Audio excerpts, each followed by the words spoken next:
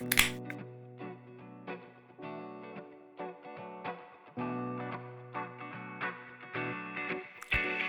back to the show, the Billy and Andre show, the show where I torture Billy with random facts that he didn't want to hear about. I'm Andre, and this is my torturee, Billy. Hello, I'm tied up right now. Yeah, no, you're not. No, you're not. Stop telling people you're tied up. Nobody wants to play into your fantasy. Oh, right. Yeah, it's my fantasy.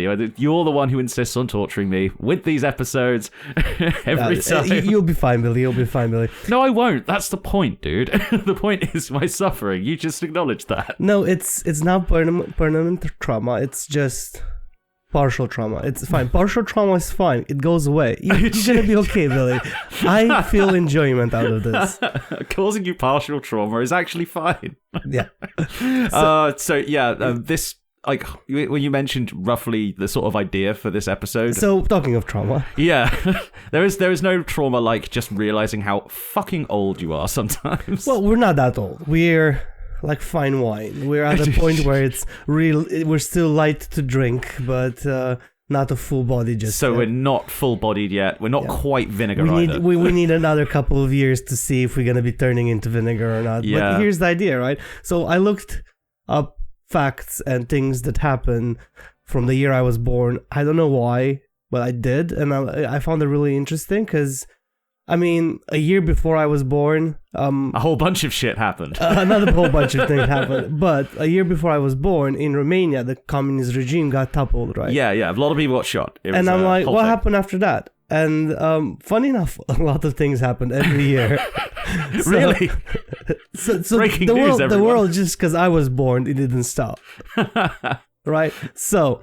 I thought, let me find a couple of things about each year since the year I was born, and then you got born as well. Eventually, yeah. Eventually. Like a whole year later. A whole year later. So, did you know, in 1990, German reunification begins? Oh, was that like the year... That's when it started. Germany took... When did the wall come down? Because I used to get confused. 1991. What? Right? Wait. Was it not? No, that's when the Soviet Union collapsed. I think the wall was earlier. That was my second pass. Oh, was it? Yeah. Tell me you've got it wrong in the first minute of the episode, dude. Oh, it's fine. I'm Googling it. Traditionally, this is a non-traditional podcast. In 89, the wall came down officially. Ah, there we go. I thought it was 89. It took him a whole year to actually... Well, have you seen it? It's a big old wall. To unify the country, anyway. Have you ever seen the Berlin Wall? No, I seen the bits that were left over. Oh, right. But you never went to Berlin, saw the wall itself? No. Berlin's an awesome city. It's weird to feel because you can walk just around where the wall was easily, and there's no remnants of it except for one bit which they keep for preservation, where they have the memorials and the museums and stuff, and you can learn about all the times guys try to escape over the Berlin Wall. Because it did split the families and all that. It split families, it split it split the city in half, and East Berlin and West Berlin after a few years were very, very different. And the more people kept trying to escape, the more they intensified the border strength, if I'm honest. It didn't stop people trying. So if you look... I found the German reunification begins and whatever. One of the key points about it was it literally symbolized the fact that the Soviet regime is not controlling Europe anymore, or at least parts of Europe. It's not controlled by the Soviet Union. So this was one of the big movements of the Soviets not being Soviets and becoming Russians. Yeah. Well, they were always Russians, but being recognized as Russians rather than Soviets anymore. If you know that's what I mean. The thing. The majority of the population of the Soviet Union wasn't really Russians. There was tons of people from all sorts of different places. They just took over everybody. Because they invaded it. It's it's like asking what the population of the British Empire was before we lost India. There was a lot of Indians in the British Empire because we kind of forced ourselves to be there. So also in the notes talking about the German reunification, one of them was where NATO actually started having more power. Yeah. It was sort of the time where NATO's being like, all right, cool, we have more power. And then looking back at it now, we're like, What did you do? Where's well, the power? to be fair, it's probably the reason that the Baltic states still exist, so that's good.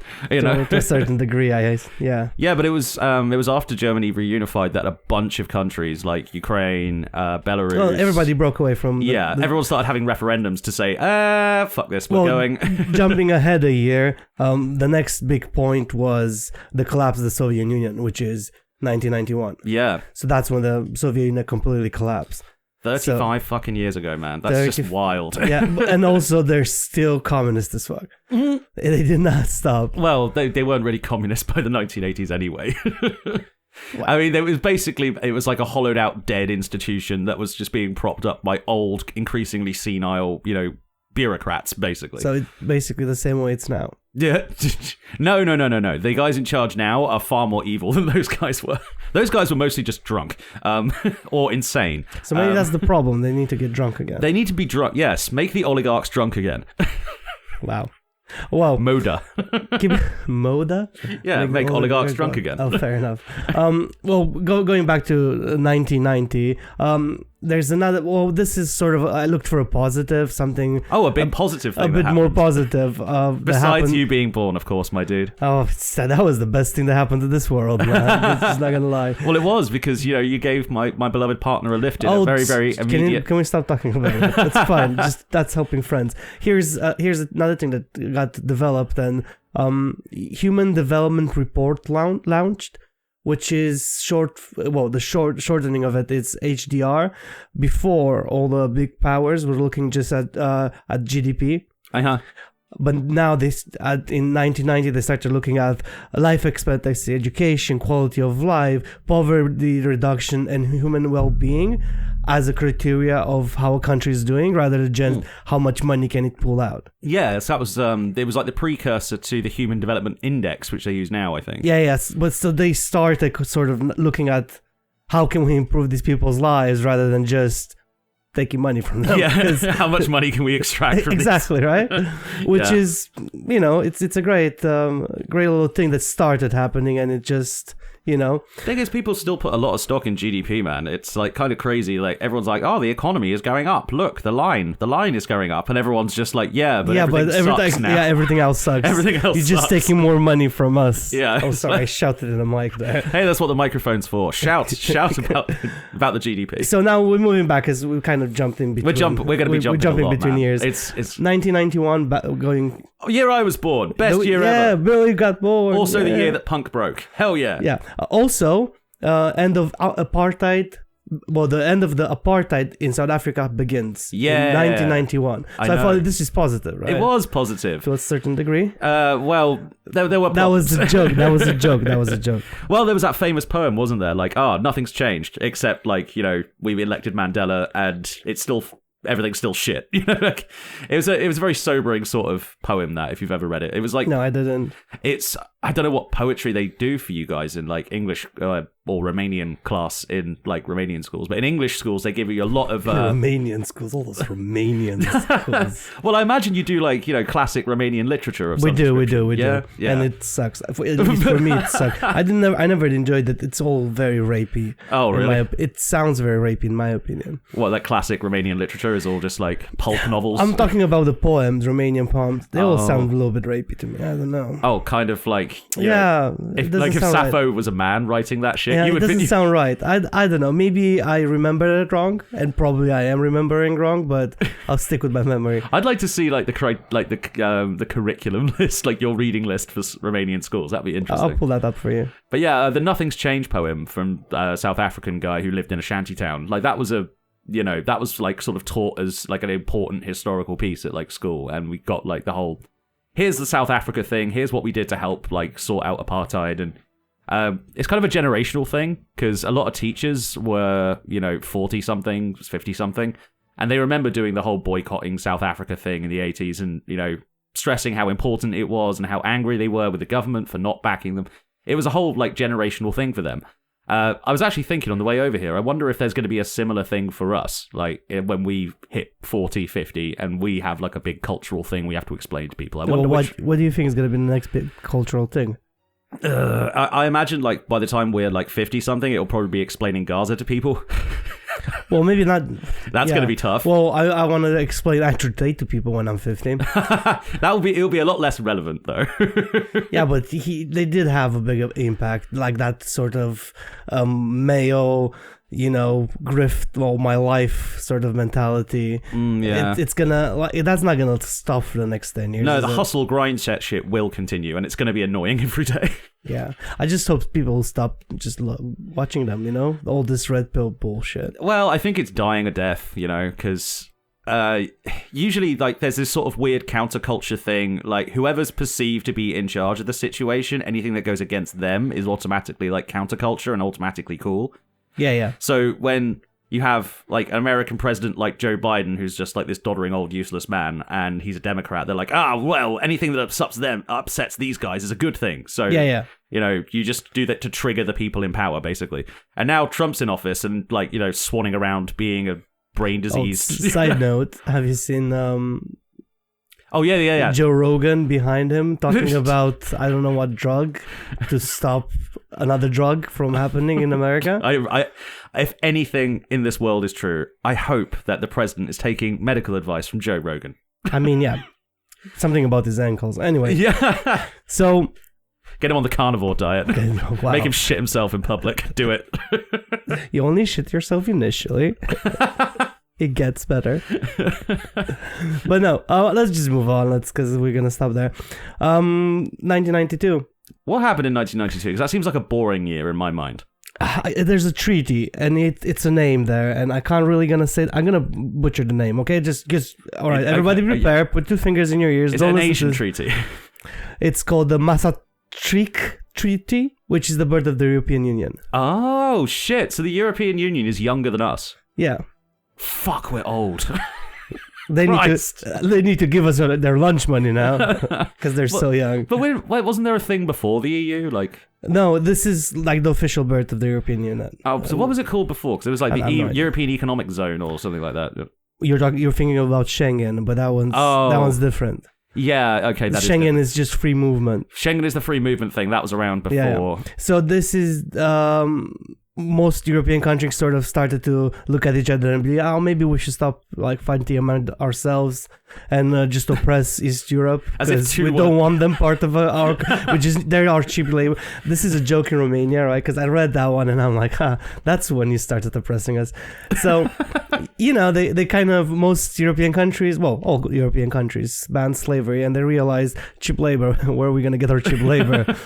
So they looked at East Europe and they're like, let's just make a union. This is a joke. This is a joke. They didn't do this. Maybe they did. This is a joke, right? They looked at East Europe and they were like, we don't have slaves. But we do have Slavs. Well, we have... dude, that was a high five. That was... on point. So what they did, they're like, let's make this union, right? Germany, France, England joined at some point. Actually, England joined quite a few years later, but they joined. So all these big countries, they're like, where we can get our cheap labor? Romanians. Yeah. Which is going to make them the dream of how great we are. So they all want to come here and work to make some money. And to be fair, we made quite a good portion of our money from the European Union, but they're like, we're not gonna let them come in. We're gonna be like, no, you can come work for us, but for cheaper. So that's what the join the Schengen area. No, because they gave us Schengen because they're like, you can have free movement. That's how we ended up in Spain, Italy, and all these countries because we went for work and we mostly worked the fields. Really? Yeah. That was a big source of agricultural labor for Romania. Oh, and doctors, funny enough. Really? Yeah. People study as doctors in Romania, and a lot of doctors in HS are Romanian. Used to, because now they all left because they realized, why am I doing this? This is insane. They all left and or like burnt out. And, or they went into private. Or they went private because they're sellouts. Yeah, sellouts. So that's the Romanian joke saying, like, they looked at us and they're like, yeah, cool, cheap labor. So that was bring it over, yeah. Well, to be fair, if they try and get immigrants from other countries, people complain even more. So, maybe that was a smart move from them. Like, maybe if the immigrants are white enough, maybe they won't complain. Didn't happen. They still complained, but still, it was less complaining than what we get now. So maybe they had a psychological trick to play on the people of the EU there. Yeah. You know what else happened in 1992? No. The Rio Earth Summit. It's the UN Earth Summit in Rio, created for the first major global climate corporation framework, when they started actually looking and be like, oh, the planet's kind of fucked. Oh. So we kind of... It took until then? They're like, it happened... they were like, the planet's kind of heating up.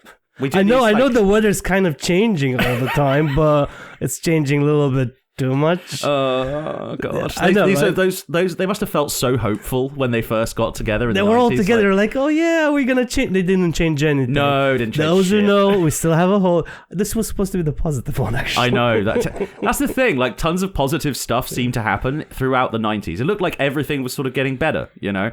And now, with the benefit of hindsight, we're like, haha, those naive fools. I don't know if they actually wanted to do anything better, or they were like, just, oh, can we just plan better for the future? But they didn't do it. I'm sure that there were some people there who really, really thought they were making a difference. Like some staffer, some guy who's going to do a presentation to all these important figures, and he's like, well, if I outline the case ironclad, don't worry, they'll believe me. See, the problem with telling rich people the world is dying, it's telling rich people they will make less money, so they will do a lot less to actually help the world from not dying, because they're going to make less money. Well, you'd think that, but the evidence has been pretty big. It's been really big and widely known for at least 30 years. They haven't done that. They just kept going. Yeah, because the rich people still want to be rich. Because the only way to change the planet is for people to stop exploiting the planet. And you know where you make a lot of money? Exploiting the planet? Yeah. There you go. Yeah, you do. So it's like, that's never going to change.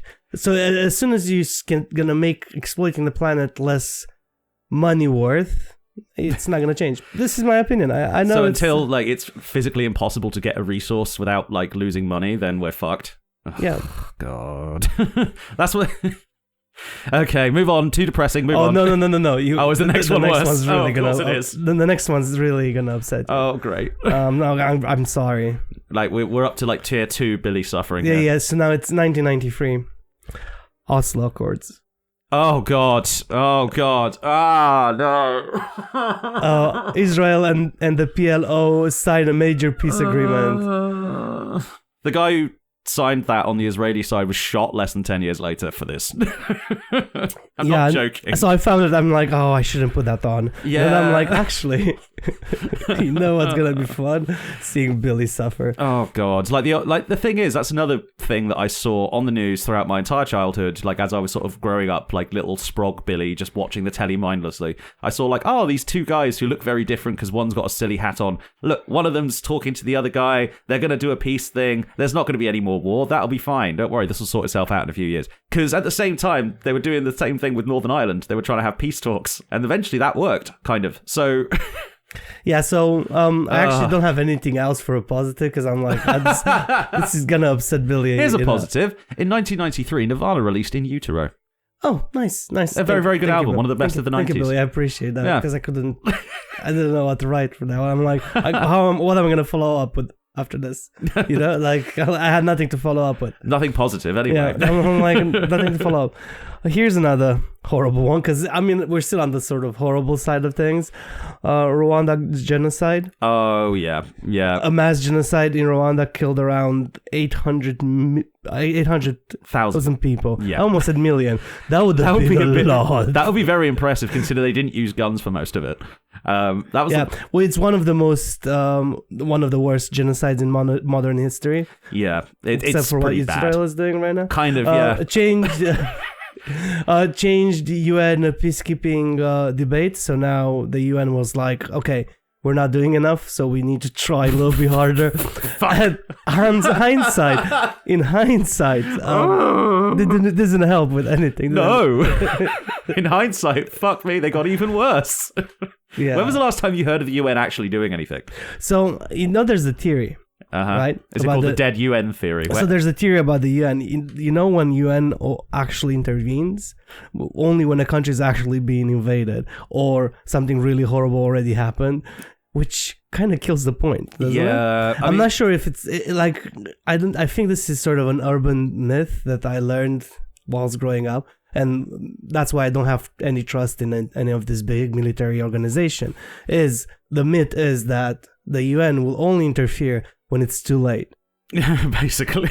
And I kind of look at it and I'm like, I don't think it's an urban myth. It doesn't feel like an urban myth. That's kind of true, to be honest. I mean, you're probably going to mention it at some point, Bosnia and Yugoslavia and all that shit, but maybe I have it on there. The NATO, it wasn't even the UN, it was NATO. But NATO only intervened there because to stop, the Bosnian genocide from happening again, even though it already happened, Yeah. It's kind of like, oh, well, where were you a couple of years ago? That's very much the story of the UN.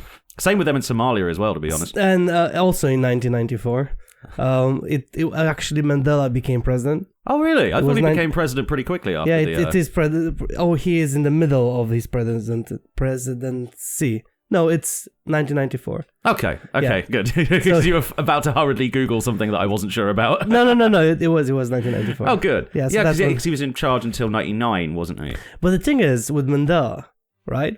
The Mandela effect about it. Yeah. Right? It's like, I generally thought that Mandela was in power till 2020. No, he died in 2013, so that'd be difficult. But it would have been really, but for some reason, he's such a big personality, and his charisma just escaped his body that made us all think he's still alive, still kicking, still fixing things, even when he was not even alive. I mean, that would be really, really nice if he was still around. Honestly, it probably would have been better for South Africa if he'd stuck around for a bit longer, because he only did 5 years as their president. Yeah. And then nothing good came out of after that. Like, there was no way. Really. Like, as soon as he was like out of power, they were all like, "Let's go, let's go." People forget, man, because white South Africa was and has always been very, very racist towards like the majority of the population there. Mandela was the only one they sort of got they supported because of all the suffering and all the stuff that he'd been through, and the fact that he was just such a good diplomat and negotiator. A lot of black people in South Africa were like, considering, well, we could carry on just like we could do a lot of violence if, we wanted to. But if Mandela can forgive after all that, then so can we. And that was like a really, really important part of healing the country, but it didn't really last that long. And it's because the people that came after him, they were all just corrupt as fuck. Yeah. And, he was a shining exemplar of a group of people who were kind of a mixed bag. Yeah. Well, he tried. But I think a lot of people, when he was in power, they were like, I'm sick of this guy, I need to make money. Yeah. And as soon as he got out of power, like, I'm making money now.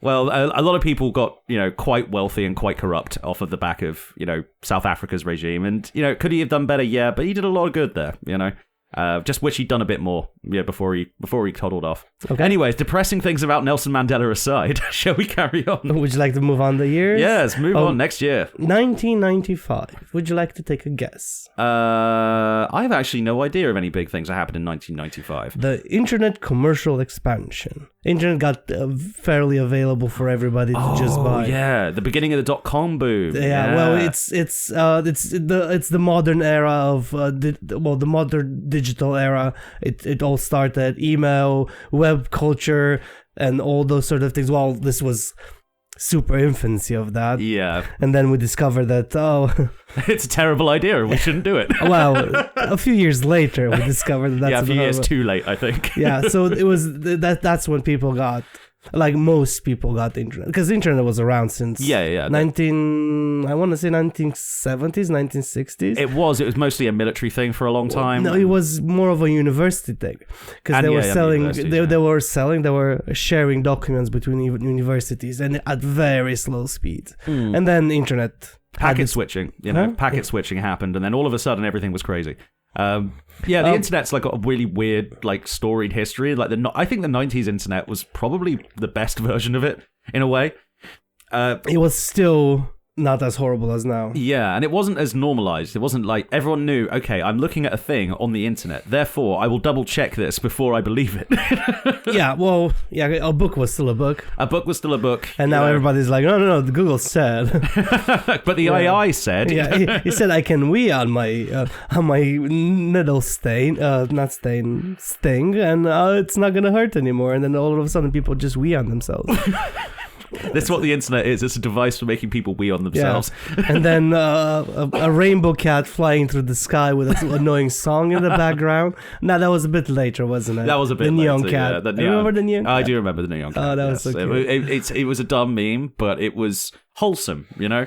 Whereas the memes now are all just like racist or like, whatever. A little bit of that, but it's a bit of a neon cat mixed with racism. It's okay. That's the internet. I was going to make it, I was trying in my head to turn neon cat into Nazi cat, but that doesn't work. I think somebody already did that. Of course I'm pretty sure I've seen one of those. Of course. I'm pretty sure. Because the world contains infinite suffering. I think they should start teaching internet literacy in schools.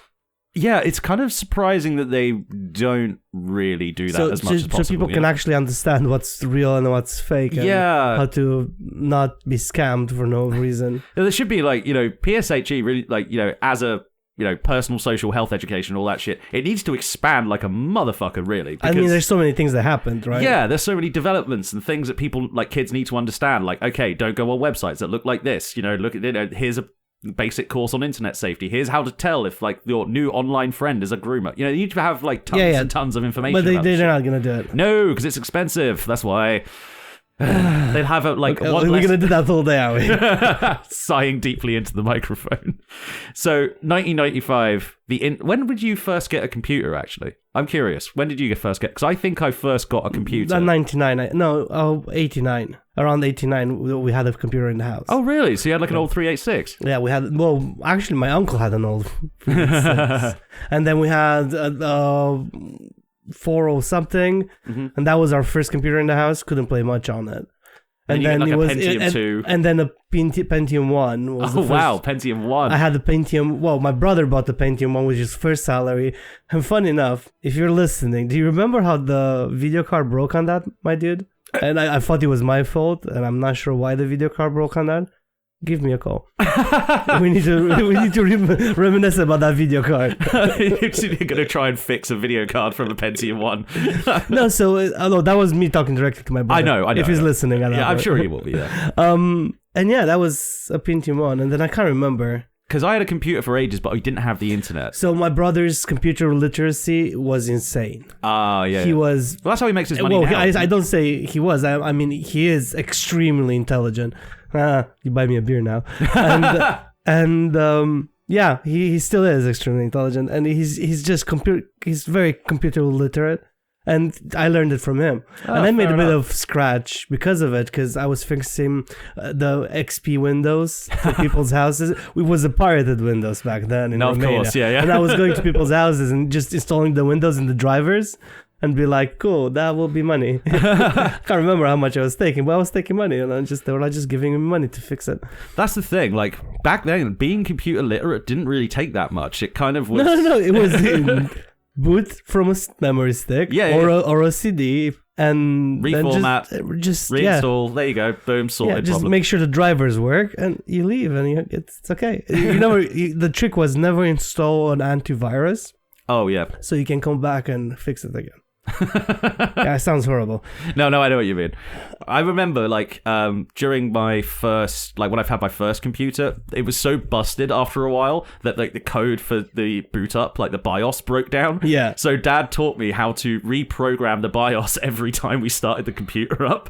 And his mate, who was quite sharp with computers, he saw me doing this, and I'm 4, 5 or something, and I just remembered the buttons. That's all I did. Yeah. So he's just reprogramming that computer from the startup from scratch. That's insane. Well, how did you teach him to do that? Oh, I just showed him which buttons.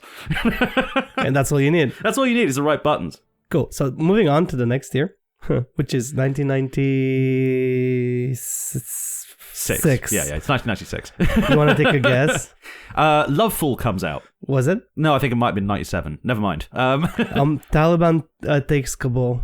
Oh, fuck. That's a good thing to remember. the Taliban captured Kabul and took over Afghanistan. Yeah, there was a big old civil war for a long, long time after the Soviets left. And the Taliban ended up winning it, so...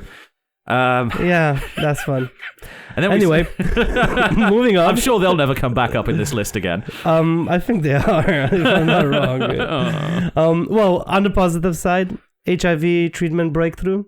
Oh yeah. So that's how early they started having a breakthrough with the vaccine for, well, no, the treatment. It was like the vaccine. first sort of versions of PrEP were finally starting to become a thing, and absolutely nobody noticed or really cared. They still kept on hating gay people just for the fun of it, basically. So the treatment is called highly active atroviral therapy. Mm-hmm. Short, hard. Oh, cute. That's it's stopping a deadly plague, so they can call it what they like. So it just turned the deadly plague into a manageable disease now. So saved millions of lives. Saved a fuckload of lives, dude. I mean, people forget, like, HIV used to just tear through entire communities of people and just flatten them. Like, there'd be hardly anybody left if there was a community of people that got like HIV circling around inside them. I mean, we were talking about South Africa earlier. Yeah. Jesus Christ. I mean, good God. Like, the amount of HIV that just tore through that country, man. I mean, wasn't it mostly the fact that they didn't want to invest in education, right? So it was kind of. Because when you don't educate everybody and be like, this is bad, you shouldn't do this. Yeah. You automatically create a problem. Funnily enough, you mentioned Mandela. He got asked about that at one point. Like, do you think you could have done anything better during your time as president? And he said, I could have handled the AIDS crisis better because, he comes from like a quite conservative family. Like, they're quite religious. A lot of people in South Africa are like that. They don't like talking about sex in general. And so he kind of just assumed that the person who was going to take up the mantle next would handle it. And he just sort of pushed it back and delayed because he didn't want to broach that topic. And that was a very like culturally conservative sort of limitation on Mandela's worldview, which it's a shame, also, if he would have stayed more, Mauer maybe would have gotten back to it. We'll circle back to it. Maybe. I think after however many years in prison and like fighting with the police for most of his life, I think he was probably just like, you know what, I'm checked out. I'm checked out of this bullshit. We finally freed South Africa from like the apartheid regime. My work here is done. I'm fucking off. AIDS crisis. I'm old. I can't be asked to talk about it. That's just basically because he was quite old, wasn't he, when he was in power? Yeah. He said, how many years was he in jail? 27, I believe. 27 years. 27 years because he refused to renounce violence for. And then he became the most peaceful one of them all. Yep, and he was the guy who made peace between everybody. It was fucking insane how he managed to do that. I still don't get what he said to all those, like, the multiple groups of violent extremists in that country who were like, okay, yeah, fine, we'll accept the results of the election. I don't know how he managed to do that. What did he say? I don't get it. We'll never know. I guess we won't. There was a lot of closed door talking. But, would you like to move forward? Yes, let's move past the sad sort of, depressing facts about South Africa, please. So that was 1996. What have we got from a golden year in my memory? 1997. There's got to be some good shit happening. Asian financial crisis. Oh. Oh, you mean Japan? Oh, God. So a major economic collapse across East and Southern Asia. I mean... Yeah, yes. It was Japan. It was everybody. It was everybody because everybody was in Asia was affected. Japan was the only country you could call really rich amongst those ones at that point. Well, a massive currency crash where their money basically was worthless at that point. They changed the global financial system, which they didn't do much good because if you think back at 2008. You changed them, but you kind of still left them as you kind of There's a few gaps in that thesis there. Yeah, so it was a whole shit show. Everybody lost money. Well, not Europe lost money at that point, but we lost money a few years later. To be fair, if I remember correctly, Japan didn't get quite as fucked over by 2008 because they have a lot less debt in their economy by that point. Yeah, because they already had one. They already did this. We were already there.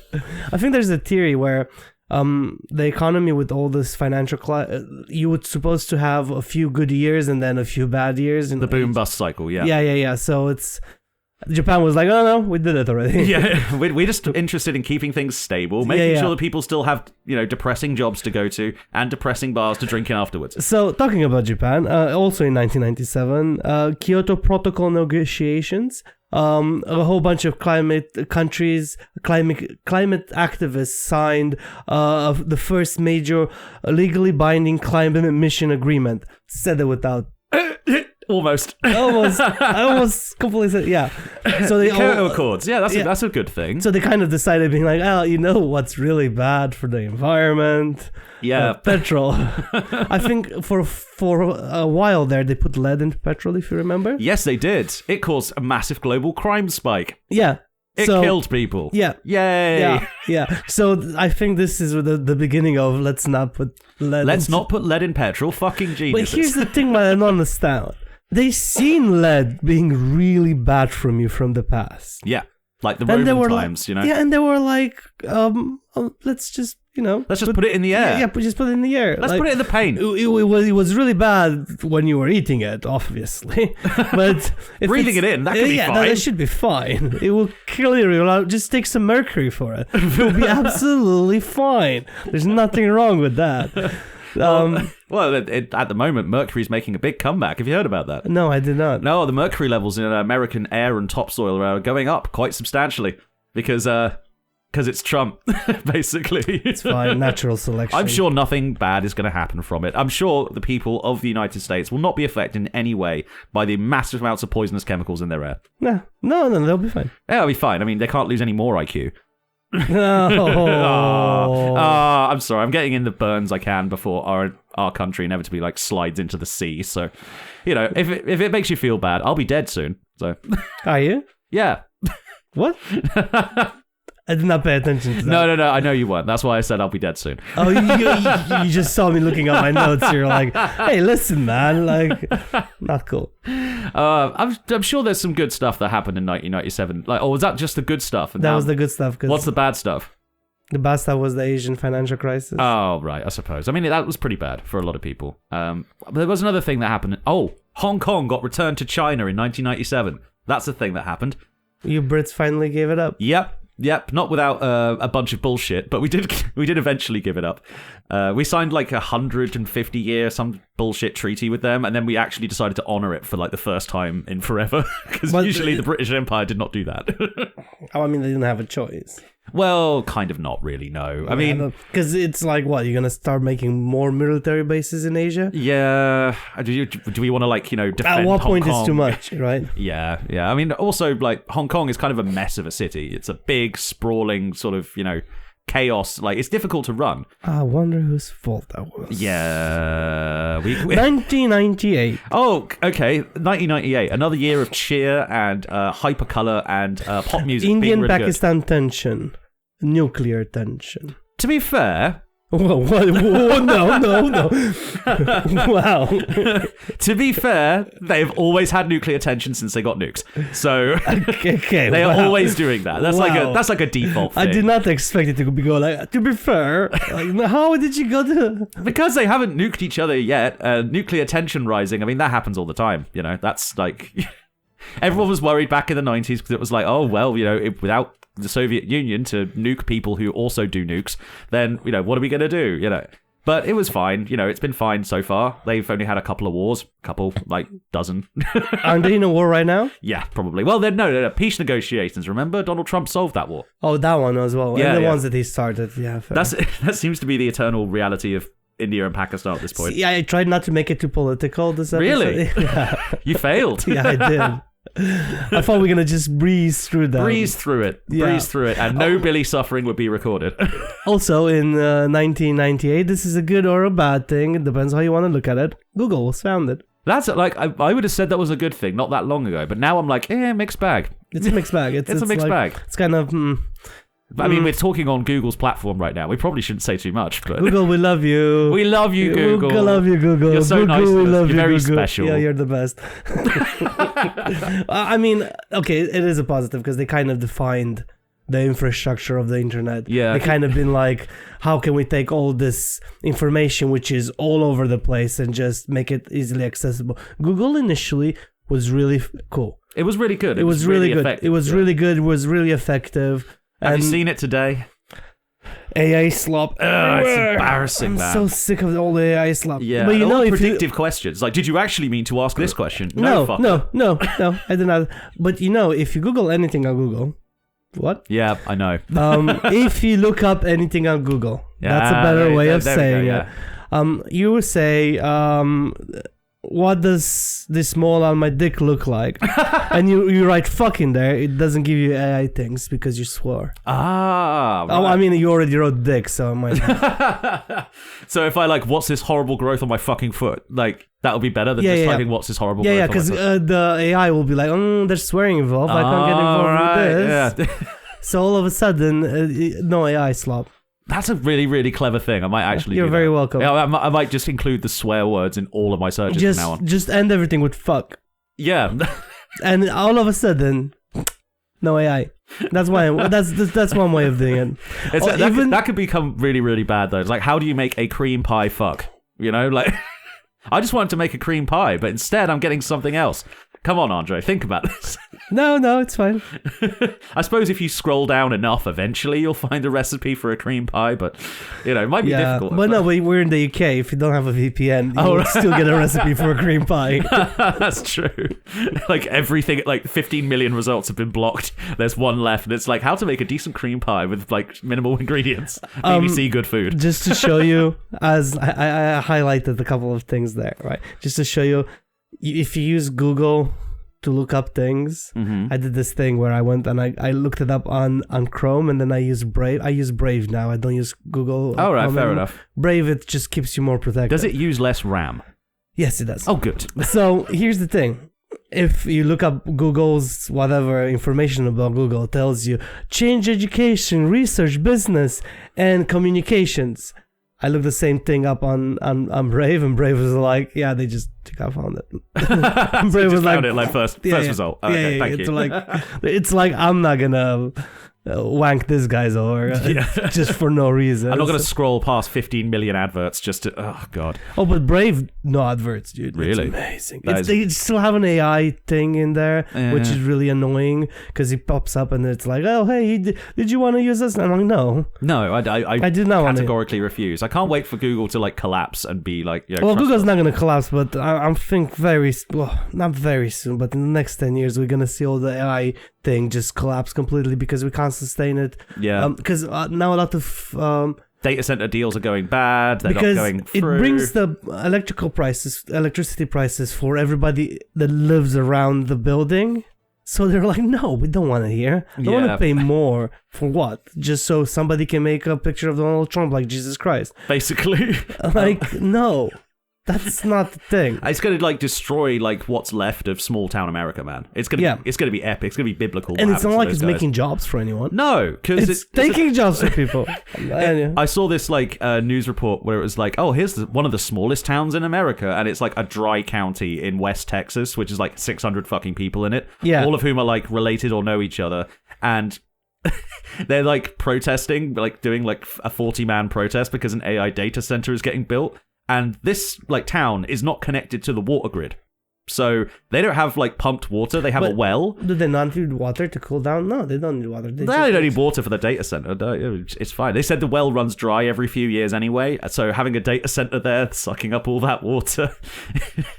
Yeah, it's gonna fuck them over completely. No, because it's so much heat. The state data centers put out so much heat, it might just make it hotter around. It might just like fuck the environment directly. So why don't you just build them in Alaska? Probably because like I don't know. Actually, I'm actually genuinely. Why don't they just build them? They need much smaller fans. Just get outside cold air from outside straight in. Yeah, just have like decent air circulation in there. Okay, people pay me for ideas. And the people of Alaska who like, environmental protections are like, fuck no, we're not having that shit in our pristine woods. Thank you very much. Well, I mean, it doesn't have to be in the woods. I'm just imagining, right, there's like a blizzard in Alaska, and everyone's just like huddling close to the data center for warmth, and there's like a ring of no snow, and the snow that comes close just melts. Did you play Frostpunk? No. So there's this game, it's called Frostpunk, right? All right. So the whole of Earth is covered by snow and blizzards. It's sort of inspired, I think, by Bullet, Ice Piercer. Oh, Snowpiercer, yeah. Snowpiercer, right? Yeah, that's one with the train. Yeah, the TV show is actually better than the movie. Oh, really? Yeah. Oh, I've never actually seen that. Wasn't it a book before? No, it was a book, a movie, and then a TV show. Anyway, so Frostpunk, the game itself, is the whole world went to shit. But before it went to shit, the people started realizing it's gonna go to shit and it's gonna be really cold. So they built this massive generator, and they just build around the generator that it's just giving you heat. Oh. And the whole idea of the game is it's a city builder, of course, because that's what I play, and it's. You just build around this thing, and you always have to keep everybody warm, feed everybody, and whatever. And it gets really hard because it gets colder and colder, and you need more coal and whatever. Basically, data centers. It's a game where you predict the future. Yeah. Well, they predicted. So what you're saying is we need to get a data center on a train, and it will heat up like the world enough to prevent snow. Okay, moving on. 1999. Hey, I remember this being a good year. I have very positive memories about 1999. NATO intervenes in Kosovo. Oh, okay. This is what I was talking about earlier, when they intervened in Kosovo to prevent another genocide. I told you it's coming. Yeah. When you said it, I'm like, no, Billy, shut up. This is one of the first news stories I remember. Like, it was this, the Good Friday Agreement and the Oslo Accords. Like, I remember all of these, like, really, really clearly because they were on the news for weeks and weeks and weeks and weeks and weeks. Yeah. And I don't know if you had this, like, an equivalent to this in Romania, but the CBBC, like the Children's British Broadcasting Service, like that. We do not have any BBCs in Romania. Oh, that sucks. But CBBC used to do like a 20-minute show at like 5 o'clock called News Round, and it was really, really good, like, simplified for kids kind of news. And they were talking about big important stuff in a really simple way, and I thought, oh well, that's nice. That's how I got quite a lot of my news when I was a kid. Of the children. Yeah, it was a serious news broadcast. It was just short and like dumbed down a little bit for kids. It was like, here's what like the Northern Ireland situation is. Here's the people who disagree. Like it was kind of, it wasn't that patronizing, but it was like that was very. I was like, I hope they didn't patronize. No, they didn't patronize like that. But they were just like, oh, here's like a short description of the Troubles, and it was like, oh, okay, so these guys are okay, right. It was very, very simple, but it worked. But yeah, I remember the Kosovo thing, and I remember seeing lots of zoomed-in maps of Kosovo and like learning where it was and going like, "What's the deal with this place?" Well, so NATO, after they intervened, I don't remember them doing very much. They did a bit. I think they bombed the Serbian capital and said, "Look, do you really want to fuck with us at this point? Stop being dicks." So it was considered the first major post-Cold War military intervention. So this was the first major one. Yeah. Yeah. And I mean, it wasn't really. I mean, they'd done stuff up overseas. And again, if you look at Google it and Brave it, right? You're going to just brave everything now. Of course. And I'm going to do it, both of them, because it's hilarious to me. For some reason, Google is on NATO's side because it says expanded NATO's modern roles. Well, what was NATO's modern role besides adding more countries to it and nothing? That was basically nothing. it, yeah. Nothing. They're not fixing anything anyway. Do you know what else happened in 1999? The Spice Girls released their seminal album Spice Up. No, I don't remember. Oh, should I Google that? I was like, Billy, I am gonna fact check here right now, but no. No, the Spice Girls was 1997. I remember. International Space Station began its construction. It did, yeah. Because there was a whole moving thing. the world forwards towards new sort of scientific collaboration between nations, moving forward engineering, space engineering, and all of the sort of space medicine and trying different things. Anyway, advanced medicine, which I never understood the term of saying advanced medicine.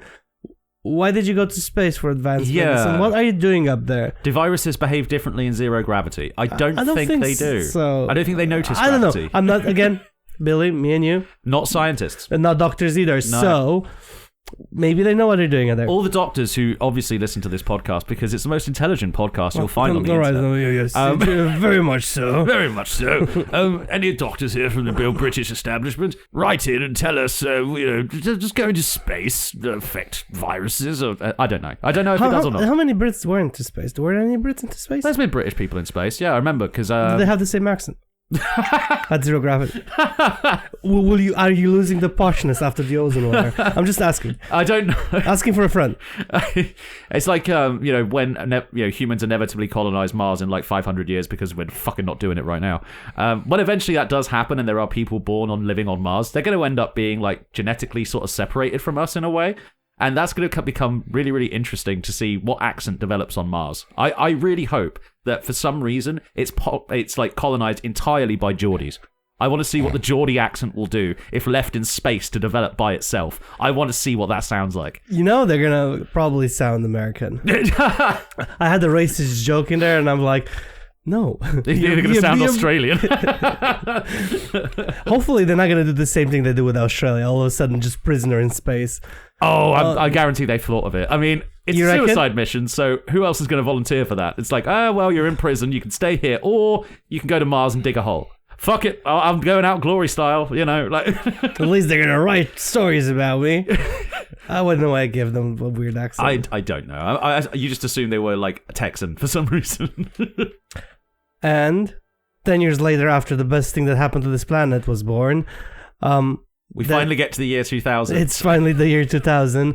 You want to take a guess what happened in the year 2000? Well, here's what I remember. Okay, what did you remember? I remember everyone freaking out about Y2K. Me asking my dad, hey, is there anything real to this? Is every computer going to try and murder us? And he was like, no, it's just going to turn over. Like, if the worst case scenario happens, every computer is just going to say 1900 again. That's all. Yeah. It's not going to cause that much of a problem. Funny enough you say that. Yeah. It's the .com... No, the world didn't end. We're still here. I was going to say, did it end in Y2K? And actually, this is just a Matrix, it's just a simulation. The computers took over. Billy, would you like the red pill or the blue pill? Oh, God. Well, to be fair, I've tried the red pill shit that they get these days, and it doesn't compare to the red pill of back in the day. Okay, it was better than red pills. The red pills used to kick harder, you know? Well, it was the peak of the .com bubble. Yes. And also the beginning of the crash of the... Yep. So it was the peak, and they're like, we reached the maximum. Let's go downwards now. Yeah, that was when they discovered Enron was doing all its creative accounting. Yeah. Yeah, that was... everyone singles out Enron, but no, every single fucker was doing that. Literally all of them. Yeah, but he did that really well. And really big. Really bigly. Bigly big. I think they didn't pick on the little guys because they're like, we already got Enron. Well, the little guys all ended up getting bought by the big guys, and then the big guys get stuck. See, my problem with all of these people being caught by doing corporate fraud and stuff, maybe they get jail, fair enough. But the companies they work for, they still stay open, and the fines they get, they're very insignificant. Yeah, it's true. It's insane. And also, here's the thing, right? If you pick a seat, because CEOs are voted on by the board of shareholders and shit, right? Yeah. It's like a whole process, it's legally binding. The CEO has to do what they tell them, basically. If you pick a guy who's, cartoonishly evil and does a bunch of fraud, I think there should be some repercussions from that, just for having bad judgment, frankly. Just have... all of them to be affected. Yeah, the shareholders should have some the guy gets... Let's say the guy gets 20 years and everybody else gets another 5. Yeah. Each. All the shareholders who picked him, you also get a percentage of the sentence. You will make it a little bit harder for them to be like, oh, I want to make money out of just being on the board of directors. But what I'm thinking is, this fines they give them, it's not supposed to be so insignificant. You have to look at how much money they made in the last 5 years. Yeah. Average it out and take about 75% of that. Yeah. And that's your fine. Yeah, and also make them pay a certain percentage of their profit for a certain amount of years. That's what I'd do. Keep them running, but they're gonna bankrupt the company. They're gonna bankrupt the company if you do that. They're like, oh no, it's bankrupt now. We can't pay you anymore. Yeah, we could fix that by changing legal liability a little bit. Just make if you do decide to declare your company bankrupt as a collection of shareholders, then you're actually partially liable, even if it's a publicly I'm sure traded company. if somebody knows about this shit, they'll be like, actually. Well, I mean, we'll just we're having fun here. We're just making shit up. It's much more fun when you just hit things with hammers. So when if you can think of a reason why that wouldn't work, though, please let us know in the comments. So when the bubble started sort of crashing, destroyed billions in market value. Yeah, which was we love that. There was one company in Canada, Nortel, I think it was. It was a big .com boom sort of company, bought up loads and loads of smaller companies. Yeah, got all the other ones to start buying up shit as well. Yeah. And then when I think it was the quarterly profit report came out, and you have to do a share valuation of how much your shares are going to be worth, and it's usually expected to increase by a couple of cents a share or whatever. It was down 20. It was down 20 cents a share, which is everything. So it immediately imploded and took most of Canada with it. Also, that changed because you're talking about shares. They changed their the startup investment culture, because everybody was like, "Oh, it's a new startup, give them money. It's a new startup. They know what to do." If anyone's like thinking, "Oh, that sounds a bit familiar to stuff that's happening sort of like now," yes, it's exactly the fucking same with AI and stuff. Yeah. So it literally pressed the reset button on early internet economics. Yeah. So we need that again. Actually. There's going to be a reset button, man. It's just that they're going to take us all down with them. Well, I don't know. Hopefully, here's my hope, right? I hope that we can use all the leftover data centers to, power some sort of laser that we can use to, mine asteroids. Hopefully, we'll find a use for all that RAM. If you find enough gold out there, gold's going to be worthless, and all of a sudden, everybody's happier. Some kids are going to end up buying an AI data center just to play, Call of Duty really, really fast. Yeah, this will get rid of the lag on my graphics card, you motherfuckers. What else happened in 2000s? I'm trying to think. You would never guess what I have on my list. The Dreamcast. No, that was in 1999. The Dreamcast was good in the 2000s. Though in 2000, that's how I spent Y2K. Who's the Dreamcast? The Dreamcast. Who's the Dreamcast? You don't remember the fucking Dreamcast? Who the fuck is the Dreamcast? Oh god. You just made enemies of 90s kids everywhere. Dude, I did not grow up in the same 90s that you grew up. That's true. It's like, "Oh, Andre, tried this candy. Remember this candy?" Like, people come up to me, right? And like at work, and there's sort of people sort of my age, and like, "Hey man, look what I found. This candy. Remember?" And I'm like, "No." And they're like, "What do you mean you don't remember?" Iron Curtain. It was a thing. No, it wasn't an Iron Curtain because we were technically a Democrat. We kind of had access to a lot of things, but that wasn't the point. The point was, we didn't have the same candies as you guys had. That's true. Yeah. It was different candies, sort of different branding. Well, we had the Nesquik created ones or whatever, big company ones. But we didn't have all your candies. Like some of the things you guys have here. I'm like, well, I don't know why you put that shit into your body, you know? Did you ever have Panda Pops? No. They were basically small bottles of E-numbers designed to hyperactivate the fuck out of kids. It was like to make you hyperactive so you could play in a park for hours and not be bored. We didn't have that. It was really, really useful because like you could give your kid like a Panda Pop an hour, and they would basically have as much fun as you would do as an adult drinking alcohol. As an alcoholic. but they, I remember those like very, very full of E-numbers, very designed to make you hyperactive things, and I remember them being the best thing in the world because I could just swing on a swing for 15 hours and just be very, very happy because of the child speed. As I said. Different times. Well, no, it's same times, same different time, cultures, different places. Different cultures. But no, on my list, I have the United Nations adopted the Millennium Development Goals, MDG for short. It was created to target reducing extreme poverty, improving education, lowering child mortality, improving maternity health, maternal health, fighting HIV and AIDS, and global development corporation where multiple countries cooperate. Well, we were so optimistic back then. Yeah, I mean they tried. They sound like they're trying so hard, and it's just like, oh, you poor summer children. Everything is going to fail. Yeah, and it kind of did fail. It kind of did. I mean, was that the positive example you have from the year 2000? That was well, they tried. Mine was the Dreamcast, and I think it holds up much better. No, it doesn't hold up. Well, here's the thing, right? Because I don't want to start next time I'm up with 2001 because that would be really horrible. What happened in 2001, Andre? I'm so old I don't remember anymore. Yeah. Have you? I don't know if I don't know if you can talk about it, but is it still stigmatized at this point? What 9/11 jokes? 9/11. Well, I'm not gonna make a joke about 9/11, my dude. That's not a thing. I will, but don't. Yeah, 9/11 happened. Where were you when 9/11 happened? On the couch, and I watched it. I watched the second plane hit the Oh yeah, because after the first one there was like a gap, wasn't there? There was a little gap, and I literally saw the second. Well, I'm not literally saw it, but you were just there in New York, like I was there in New York. I'm a tourist at 11 years old. I was snuck onto a barge. I was 11. Yeah, I know people that don't even remember it. or they weren't even alive. Yeah. I have to work with like young people quite a lot. It's like people around like 20 or whatever, and I look at their like date of birth and I go, you weren't even here for 9/11. Fuck. You don't understand that the world was so much more optimistic before then. I will finish it on a high note. Say what you want to say, and then I'll just give the last good one. Okay, yeah, and on a positive. Like, the thing about 9/11 was I didn't think it was going to be that big a deal when it first happened.